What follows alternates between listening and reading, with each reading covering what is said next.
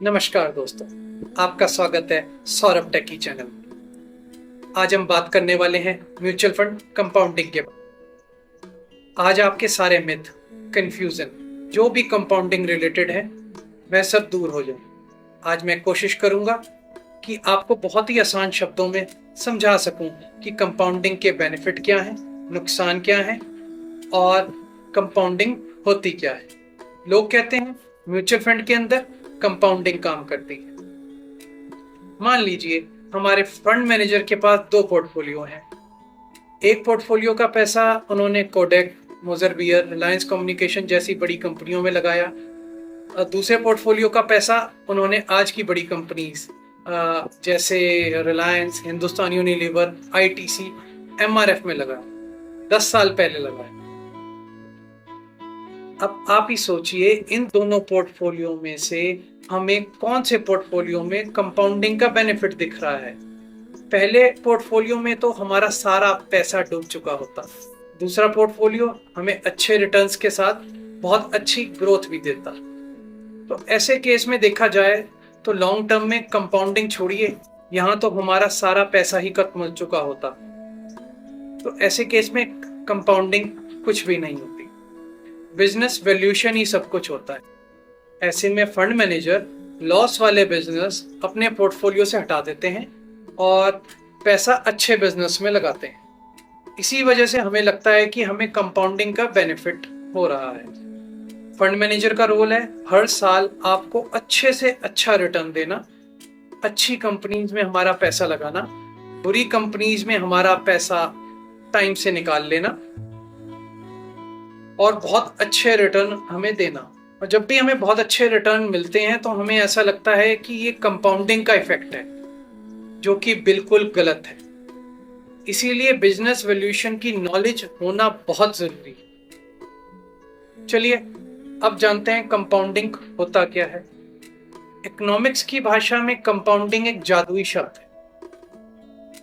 पैसे से पैसा बनता है और फिर जो पैसा आपने पैसे पर कमाया, वह पैसा जब पैसा कमाना शुरू कर दे तो उसे कंपाउंडिंग बोलते हैं। तो म्यूचुअल फंड में कंपाउंडिंग एक मिथ है या सच्चाई है?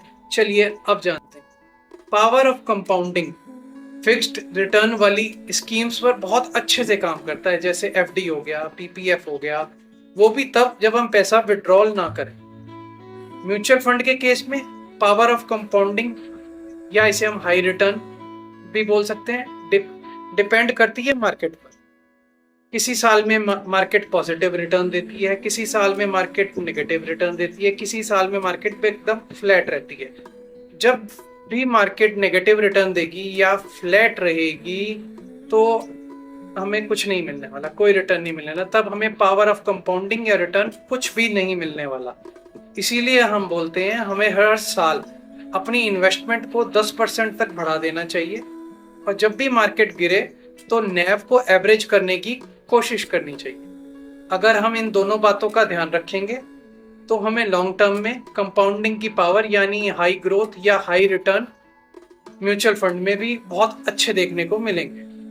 देखा जाए तो म्यूचुअल फंड में हमें कंपाउंडिंग वर्ड यूज नहीं करना चाहिए, हमें हाई ग्रोथ या हाई रिटर्न बोलना चाहिए, क्योंकि म्यूचुअल फंड में रिटर्न नेट एसेट वैल्यू नैव पर मिलता है।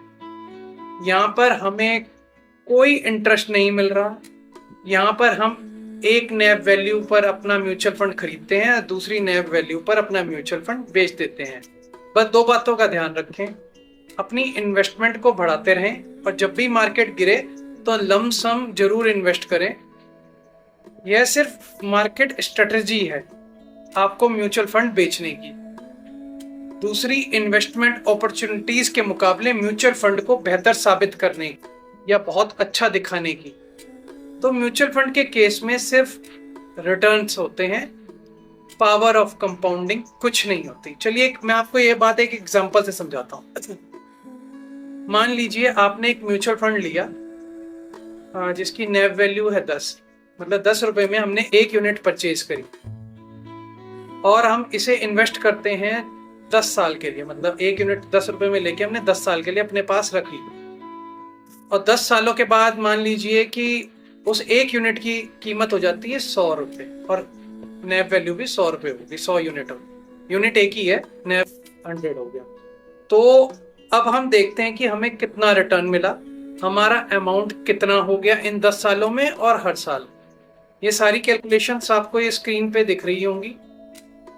तो 10 रुपए से 100 रुपए हो गया 10 साल बाद, यानी 90 रुपए का प्रॉफिट हो गया। यानी रिटर्न हमारा बैठा ये 900% 10 साल का, और 10 साल का, और CAGR यानी एनुअल रिटर्न जो बैठा वो बैठा 11.59% का। ये कैलकुलेशन आपको दिख रही होंगी स्क्रीन पे। इसका मतलब हुआ 900% हमें 10 साल में मिला और हर साल हमें मिला 11.59%। हमारा रिटर्न अमाउंट रहा 90 रुपए, यानी जो हमारी 10 रुपए की इन्वेस्टमेंट थी वह अब हो गई 100 रुपए। यहां पर हमें कोई भी कंपाउंडिंग देखने को नहीं मिली, हमें कोई भी ईयरली इंटरेस्ट नहीं मिला। तो इससे साफ हो जाता है कि म्यूचुअल फंड में पावर ऑफ कंपाउंडिंग कुछ नहीं होती। आप एक नैव वैल्यू पर खरीदते हैं, दूसरी नैव वैल्यू पर बेच देते हैं। हमें यहाँ पर कोई भी ईयरली इंटरेस्ट नहीं मिल रहा है जो बाद में री इन्वेस्ट हो रहा हो, ऐसा कुछ नहीं होगा।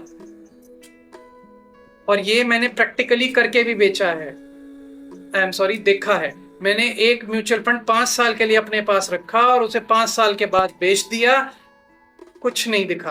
कोई पावर ऑफ कंपाउंडिंग यहां नहीं होती है।